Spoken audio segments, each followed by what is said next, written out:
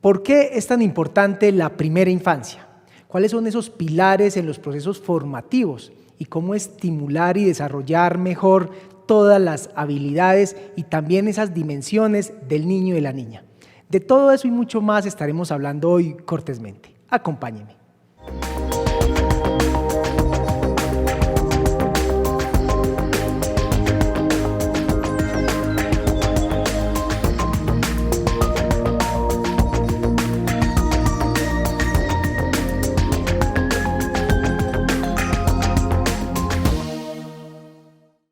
Bienvenidos, bienvenidas a una emisión más de Cortésmente, como cada semana con temas de interés para toda la comunidad. Para nosotros en verdad que es un gusto, un placer acompañarlos desde acá, desde Conecta, y poder llegar hasta sus hogares y en todos los lugares donde nos ven con un tema hoy muy importante. Vamos a hablar de primera infancia. Para eso hemos invitado a Leonela Restrepo. Ella es licenciada en Pedagogía Infantil, además es la coordinadora del CDI El Guarceñito acá en el municipio del Retiro, con mucha experiencia en este tema. Y pues realmente, Leonela, para nosotros es un gusto, un placer tenerla en el programa. Bienvenida. Bueno, hola, ¿cómo estás? Muchas gracias por esta invitación.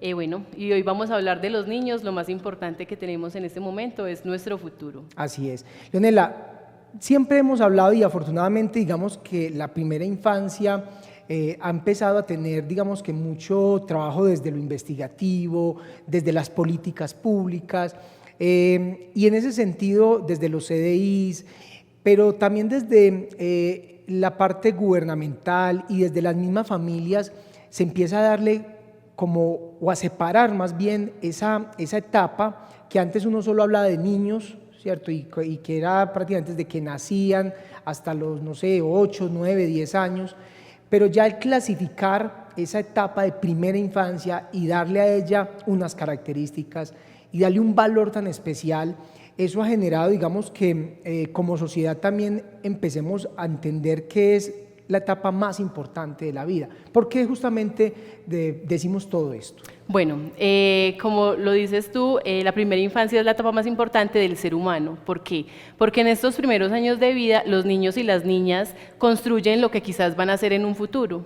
Entonces, por eso es tan importante el buen trato, criar con amor, crianza humanizada. Y hablamos de todo esto, ¿por qué? Porque si un niño se enfrenta a un abuso, a una violencia, a un maltrato físico o verbal en la primera infancia, posiblemente a lo largo de su vida, quizás eso lo va a marcar o va a tender a repetirlo con alguien más en su adultez. Entonces, un padre que maltrata a su hijo, un padre que maltrata verbalmente a sus sobrinos.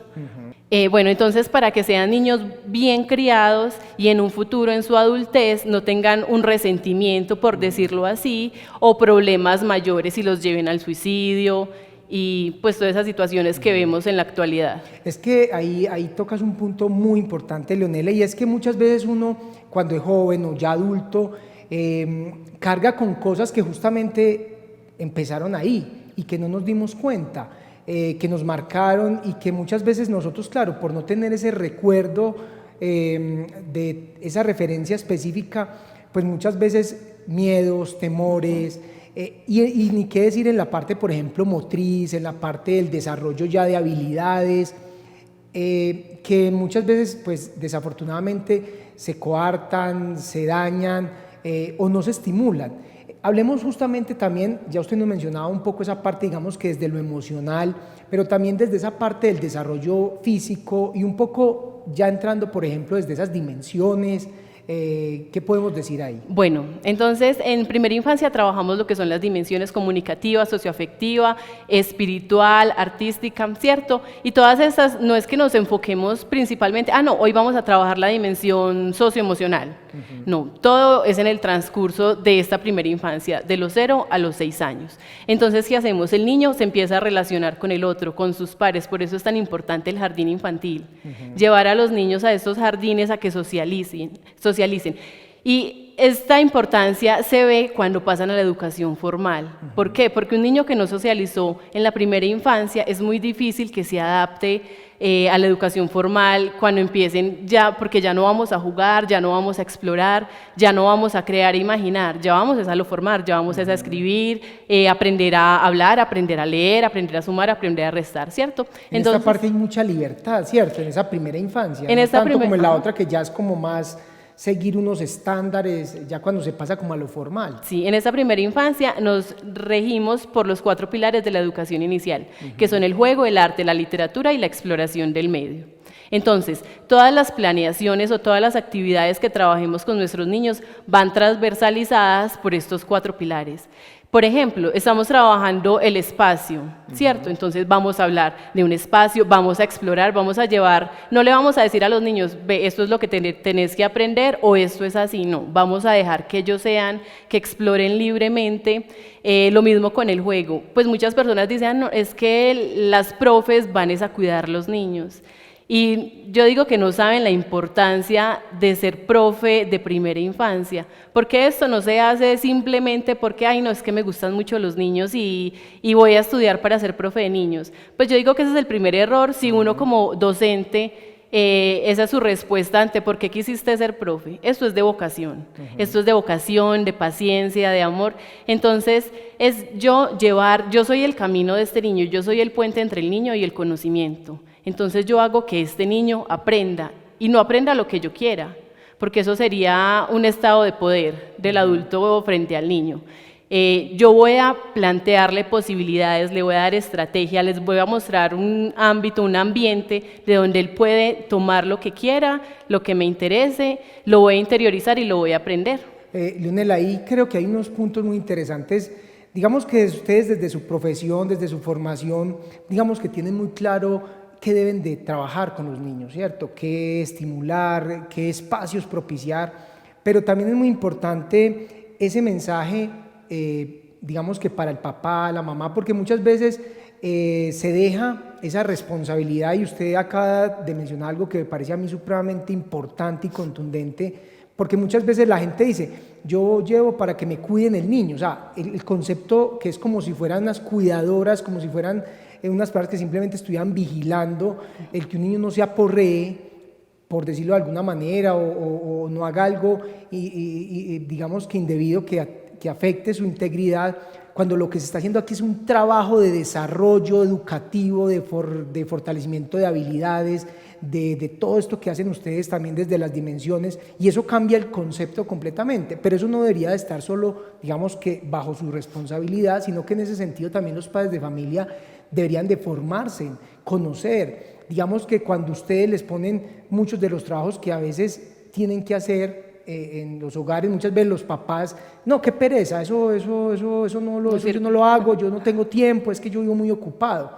Y creemos que esa responsabilidad de esa formación solo está, en este caso, de ustedes, pero también si lo llevamos al colegio, pues muchas veces pasa. Qué bueno también que ese mensaje llevara Leonela hacia los papás, qué hacer en la casa, cómo generar, digamos, que entornos un poquito más de desarrollo, de no generarle esos miedos, esa autoridad a veces que lo que hace es en muchos casos más daño que realmente lo que antes hacía la gente por todo castigar, los golpes, que eso completamente se ha ido cambiando, sí. Ya bien, todavía hay gente que cree que la correa es mejor que dar ejemplo y educar con la palabra, con muchas cosas que son más lesionadoras. Bueno, quiero decir que todos lo sabemos, que la familia es el primer círculo social del niño.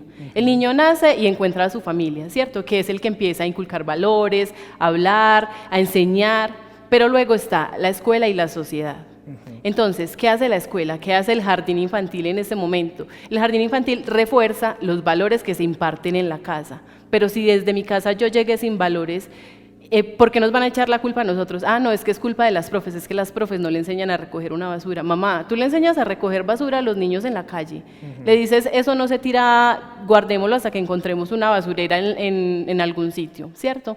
Entonces, eso es muy importante, tener presente que la familia es ese primer círculo social y todo lo que llegan sabiendo nuestros niños al jardín infantil es porque lo tuvieron de la familia o de pronto del contexto cercano, normalmente familia. Entonces, siempre pensar muy bien qué hacemos en casa, qué decimos frente a nuestros niños, cómo nos comportamos con ellos y pues específicamente las palabras que usamos en el trato, porque yo le puedo decir una mala palabra de cariño, pero no sabemos esto cómo está afectando al niño y quizás él la va a repetir en alguna parte en el colegio y la profe le va a decir, ah, no, pero eso no está bien, mi amor, ¿por qué estás haciendo eso?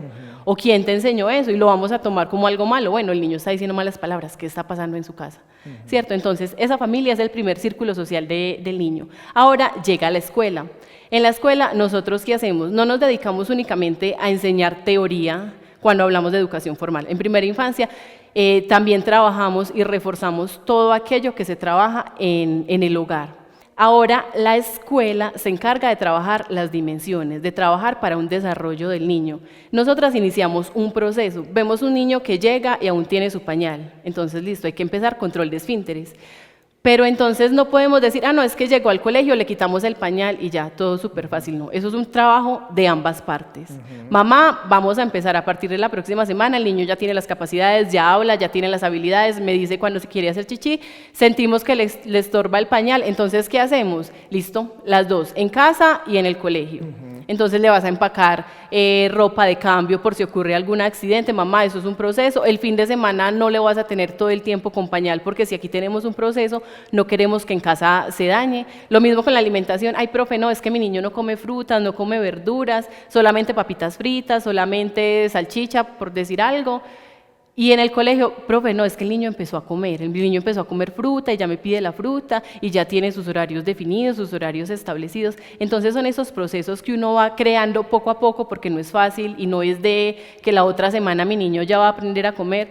Y todos los procesos son muy diferentes. Algunos niños a la segunda semana ya saben que se van a sentar, que van a comer su alimentación, que la fruta es importante, pero hay otros niños que pueden tardar 2, 3 meses, ¿cierto? Porque sabemos que el proceso de los niños no todo es el mismo.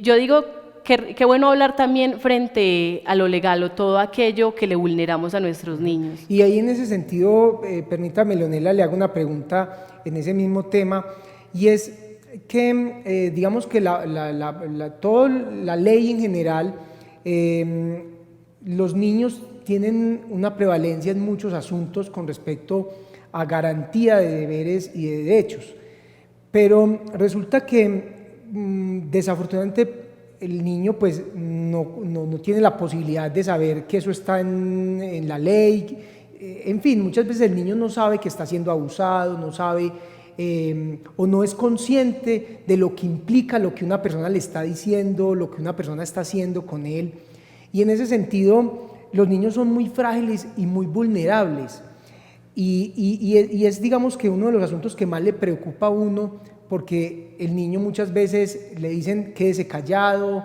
porque tal cosa, entonces el niño empieza a tragarse todo esto, pero muchas veces la misma familia se encarga de estar toda hora, como lo decías ahora, señalándolo, diciéndole usted no sirve, o lo que yo insisto, esas maneras de generar autoridad a partir de los golpes, del castigo y mil cosas. Entonces hablemos justamente de ese tema de la garantía de derechos y deberes, que también nos falta mucha conciencia como sociedad y también información.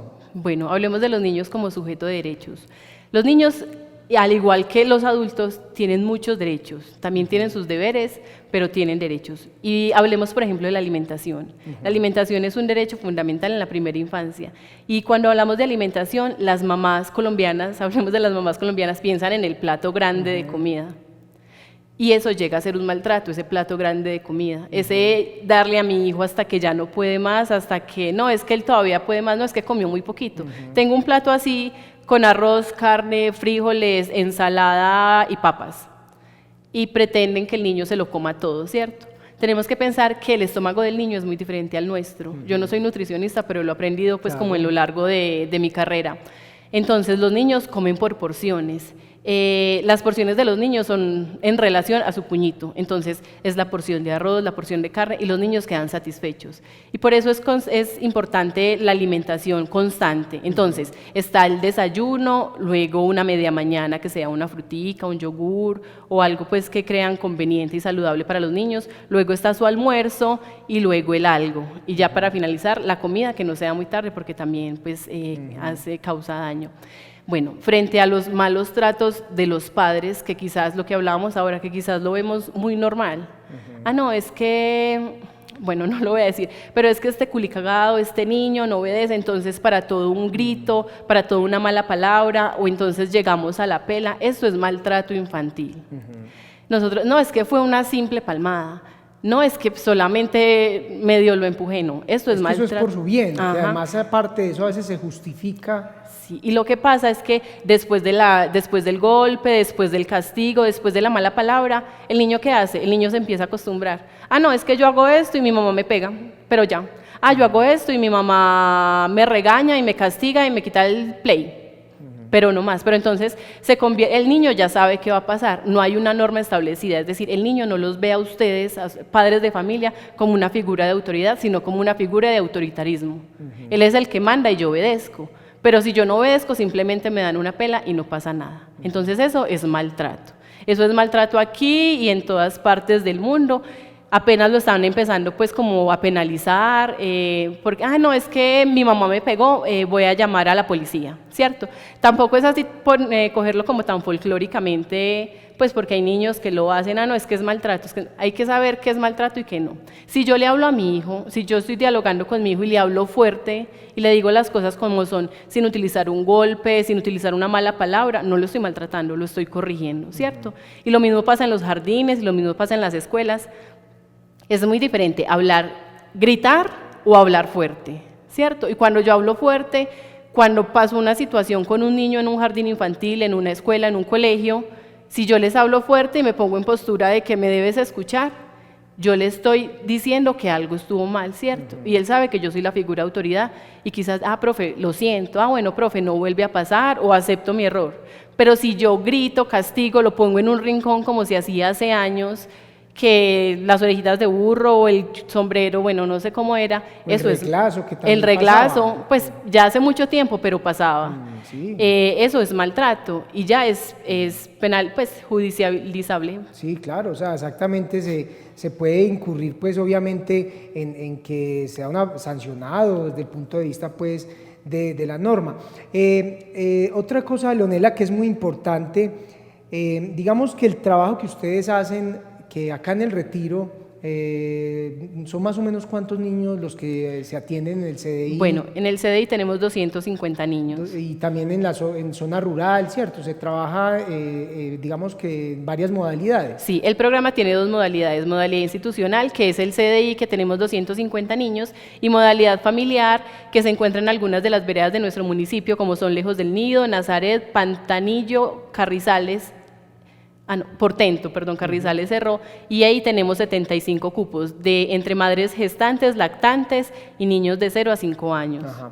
Y bueno, entonces es una población pues muy interesante y yo recuerdo hace muchos años Bienestar tenía algo parecido para atender la primera infancia, que eran como unos hogares, eran las mismas casas donde los niños, unas madres como comunitarias, sí, y los cuidaban. También había muchos jardines, por ejemplo acá en el Retiro, también privados, estaban las monjitas. Y digamos que se ha ido ganando desde el punto de vista de lo que son las políticas públicas para garantizar algo tan importante como es la buena alimentación, el acompañamiento de profesionales, espacios con material didáctico, en fin, con espacios que empieza como a verse esta etapa, no como lo decíamos ahora, me desencarto del niño o porque tengo que trabajar o por muchas cosas, sino que se convierte en una etapa muy importante cada vez más, por lo que decíamos al inicio del programa.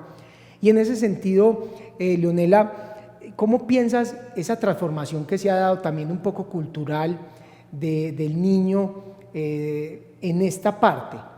insisto, no solo como un espacio de cuidarlo, como llevarlo allá para yo poder hacer otras cosas, sino como una etapa vital en el desarrollo humano de las personas. Esa transición y esa transformación, qué tan positiva es para la sociedad. Bueno, yo digo que los lugares, los espacios y las personas se van ganando su puesto, por decirlo así, se van ganando un lugar en la vida de, ¿cierto? O en relación a. En ese momento hablamos de los niños. Entonces sabemos que los programas de primera infancia apuntan mucho al bienestar de los niños, como lo decías ahora. Entonces, no solamente el bienestar de estar y quedarme y que me lo cuiden 8 horas, y no es cuidar. Tenemos muchas familias que son madres cabezas de familia que trabajan todo el día, o padre y madre que trabajan todo el día, ¿cierto? Entonces, ¿qué hacen estos jardines infantiles, estos CDI? Les brindan la posibilidad, bueno, de tener a los niños en un espacio seguro, con profesional calificado y aprendiendo o explorando, ¿cierto? En las diferentes aulas, en los diferentes espacios del desarrollo. Entonces, dejamos de ser la guardería como lo nombraban antes, porque guardería es guardar, llevar a un niño y dejarlo allá hasta que yo me desocupe. Dejamos de ser la guardería y pasamos a ser el jardín infantil, ¿cierto? Pasamos a ser el jardín infantil que primero alimenta a nuestros niños, se los alimenta saludablemente, con las cantidades y porciones adecuadas. Segundo, que tienen atención psicológica y tienen atención nutricional. Que el talento humano ya no es solamente la mamá, pues como anteriormente, que era una madre, sí, una madre con sus niños y los niños de las vecinas y los niños de la cuadra, sino que ya son talento humano capacitado y que constantemente se está capacitando en cursos, diplomados, quizás algunas que son técnicas están terminando su licenciatura, preparados pues como para atender a esta población. Y segundo, pues que empezamos a ver el niño como ese sujeto de derechos que está acá y que de acá que aquí lo tengo que formar para que salga y sea una persona de bien. Y quizás esa persona de bien está muy estereotipado, muy cliché, que uno diga, no es que lo voy a formar para que sea alguien en el futuro, no. Quizás para que sea lo que él quiera ser, que sea una persona libre, que alcance su ser. Pues yo soy una persona libre que en algún futuro quiero hacer el bien, en algún futuro quiero cocinar, o quiero ser un arquitecto, ¿cierto? Pero que no sea un niño que desde chiquito fue moldeado a imagen y semejanza de alguien más. Qué importante todo esto, Leonela. Quisiera aprovechar estos últimos minutos para de pronto dejar esa reflexión y sobre todo ese mensaje de qué nos falta como sociedad, como familia, también digamos que como Estado, porque yo sé que todos los políticos, hay mucha legislación, en fin, hay muchos planes en materia de primera infancia, pero a veces los recursos, a veces realmente pienso yo que no está como en esa agenda y en esa voluntad real de lo que implique, de lo que debería de tener de importancia, que reitero, sí es importante, porque reitero, en los planes, en las políticas públicas, pero siento que a todos nos falta, como familia, como sociedad, pero también digamos que como entes gubernamentales también nos debe faltar mucho. Bueno, como familias, primero poner más de nuestra parte. Es que yo soy un papá muy ocupado y trabajo de 7 a 6 y llego y saludo a mi hijo, pero es que no me da tiempo de jugar. No, pero él juega todo el día en el colegio. No se trata de eso, se trata de tener o pasar tiempo de calidad, así sean 5 minutos, pero que mi hijo disfrute al estar conmigo haciendo lo que sea, comiendo, viendo una película, coloreando un dibujo. Primero, tiempo de calidad. Segundo, espacios en familia. No solamente es mamá, o no solamente es papá, o no solamente son abuelos, ¿cierto? Porque estamos en la época donde quizás es mamá y abuelos, no solamente es abuelos, porque los abuelos se cansan, los abuelos también tienen cosas por hacer. Qué rico que yo llegue a mi casa después de una jornada muy larga y esté mi hijo con mi mamá y yo pueda sentarme a compartir con ellos y de una manera agradable. No tiene que ser que me ponga a jugar y que arme pues el superjuego en la sala, no, que sea algo en familia. Otra cosa, por ejemplo, nosotros trabajamos a partir de las manualidades, de los reciclables, ¿cierto? Entonces ponemos actividades para la casa, que esas actividades no sean como que, ay, tiene que hacer un avión. Una obligación. ¿Cómo hacemos ahí? Un avión? No, profe, es que no tengo material para hacer avión. Mamá, ¿no tienes una botella? Mamá, en la tienda te regalan una botella. Mamá, nosotros tenemos vinilo y te prestamos. Mamá, con papel periódico le podemos hacer, no sé, la hélice. Entonces, como que no nos ahoguemos en ese vaso de agua pensando que, ay, es que todo lo que le ponen a mi hijo es muy difícil. No, que pensemos, seamos los recursivos y pensemos, no, venga, hagámoslo agradable. Vamos a sentar con mi hijo a ver él cómo se imagina un avión y cómo podemos hacer ese avión. Bueno, ese compromiso de las familias, que tenemos familias demasiado comprometidas y no solo aquí donde yo estoy en este momento, sino en muchas instituciones. Tenemos papás que siempre están ahí, que siempre quieren saber de su hijo, que ven algún comportamiento diferente y bueno, ¿qué está pasando? Que se informan. Ajá, que se informan, interesan. que leen, Ajá. que se interesan, que si no saben algo lo preguntan. Como también tenemos papás que llevan a su hijo, lo recogen y hasta ahí. Ah, papá, ¿viste el bolso? Que en el bolso, no. Papá, el niño hoy llegó llorando, él nunca lloraba, ¿qué pasó? ¿Pasó algo en la casa? No sé, ve tan raro. No, además que estaba cansado, no, además que tenía sueño, ¿cierto? Entonces también que esos papás estén pendientes a esas conductas de alerta que quizás a veces las invisibilizamos. Decimos, no, pero él es así, puede ser un estado normal del niño, es que estaba cansado, es que seguro se aporrió, pero que quizás nos pueden llevar a algo más, qué está pasando en la casa, qué presenció el niño, qué vivió, con quién lo dejaron el fin de semana, porque está así, ¿cierto? Y pensar que, por ejemplo, dejar a un niño solo no está bien. Solo en casa todo el día o toda una noche no está bien. Hay que buscar esa otra persona que me ayude, sea un vecino, sea alguien que yo conozca, que le tenga confianza, que sea de mi agrado, ¿cierto? También en la familia se ve mucho todavía pues como una actitud machista. Y que le decimos al niño, es que no puedes hacer eso porque eso es de niñas, o no puedes hacer eso porque eso es de niñas, ¿cierto? Entonces dejar muy de lado eso, los colores no tienen género, los oficios no tienen género, dejar que mi niño sea libremente y que cuando sea feliz y que él decida qué quiere ser y que lo haga bien, que no lo haga ni a escondidas, que no lo haga porque mi mamá me pega, porque mi papá me pega, porque esto no lo puedo hacer, ¿cierto? Y hablo de los juegos, y hablo de las situaciones, y hablo de lo que dicen, lo que ven, también tener muy presente lo que hacemos delante de nuestros niños, como pareja, o no tengo una pareja estable, sino que tengo muchas parejas. Eso es algo que yo creo que afecta mucho hoy en día, porque no solamente tengo una pareja, sino que tengo muchas parejas. Y el problema no es que yo tenga parejas, porque yo soy libre. El problema es que todas esas parejas se las presento a mi hijo. Y mi hijo está en este momento, pues, está diciendo, bueno, entonces mi mamá, ¿quién? ¿Quién está con mi mamá? ¿O quién es esta persona? ¿Y por qué mañana otra persona, cierto?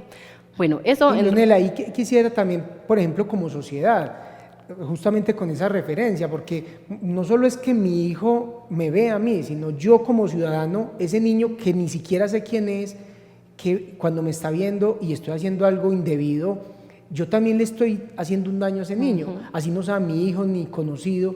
También como sociedad nos falta ser conscientes del mal ejemplo que damos en presencia de un niño hacer cosas que no son. Yo creo que como sociedad es muy importante ser conscientes de eso. Sí, bueno, con la sociedad es que tenemos ahí como un dilema porque pues muchas personas dicen, es que esto es malo, pero no es malo, simplemente es la forma de ser de esta persona, ¿cierto? Tenemos que tener como la diferencia entre malo y mal ejemplo, o que esta persona se comporta así, es su forma de ser, aunque mi mamá lo vea malo. También como una especie de aceptación, no aceptación, sino como de llevar al niño al conocimiento y decirle, ve, es que esto pasa así, yo no lo veo bien, pero si esta persona lo ve bien, está bien, ¿cierto? Pues como, y ser una comunidad. Por ejemplo, un niño que esté en la calle en peligro, un niño solo, si yo veo un niño solo en la calle, bueno, uno empieza a observar, bueno, ¿con quién está? Yo creo que a todos nos pasa, en un parquecito, bueno, ¿con quién está? Y pasa un rato y no está mamá y no está papá y nadie se acerca y nadie pregunta por él, bueno, este niño está solo, ¿qué hago? ¿Me voy y hago como si no estuviera pasando nada o me acerco al niño y bueno, y le pregunto, ¿dónde está tu mamá? Vamos a buscar a tu mamá, ¿cierto? Eso también es de personas a personas, hay personas que lo harán, malas personas que lo harán malintencionadamente, ¿cierto? Porque en este momento se está presentando mucho como el robo de niños, bueno, todas estas situaciones. Pero uno como una comunidad protectora, llamémoslo así, como comunidad protectora, si yo soy vecino de aquí del municipio del Retiro, si yo sé que este niño es de tal casa y está solo y lleva mucho rato solo y no hay una madre, un padre, una abuela, un familiar pendiente, y este niño se lo pueden llevar, se puede cruzar la calle y puede sufrir un accidente, ¿yo qué hago? Entonces ponernos pues como también en los zapatos de esa mamá que quizá el niño salió, quizá el niño se escapó y ayudar, ser esa comunidad protectora para la primera infancia. Y también quería agregar pues lo que estaba hablando ahora, ser muy observadores y evitar pues como todas esas vulneraciones que están sucediendo hoy en día frente a nuestros niños, que no solo es maltrato físico, sino sexual, psicológico, emocional, y como poner un alto en el camino y decir, ves que yo vi sin miedo a hablar, es que yo vi, es que esto no se hace, y enseñarle a nuestros niños que no nos podemos quedar callados, que los secretos son malos y que siempre debemos confiar en mamá o en papá o en esa persona que veamos importante y que sabemos que siempre nos cuida. Leonela, pues muchas gracias. Hoy un tema muy importante que muy seguramente se nos quedan muchas cosas porque realmente hay mucho que decir, hay mucho que expresar, mucho que reflexionar, pero realmente pues ha sido muy importante para nosotros tener en este espacio un tema tan importante y sobre todo tenerla a usted para hablar de él. Muchas gracias, Leonela. Bueno, muchas gracias por la invitación y qué rico que hablemos de primera infancia y que todo el mundo hable de primera infancia y esté en pro de la primera infancia. Así es, Leonela Restrepo, licenciada en Pedagogía Infantil, coordinadora del CDI El Guarciñito acá en el municipio del Retiro, nos acompañó el día de hoy, muchas gracias a ella. Y a todos ustedes, queridos televidentes, muchas gracias. Ya saben que estamos cada semana con un invitado más para hablar cortésmente.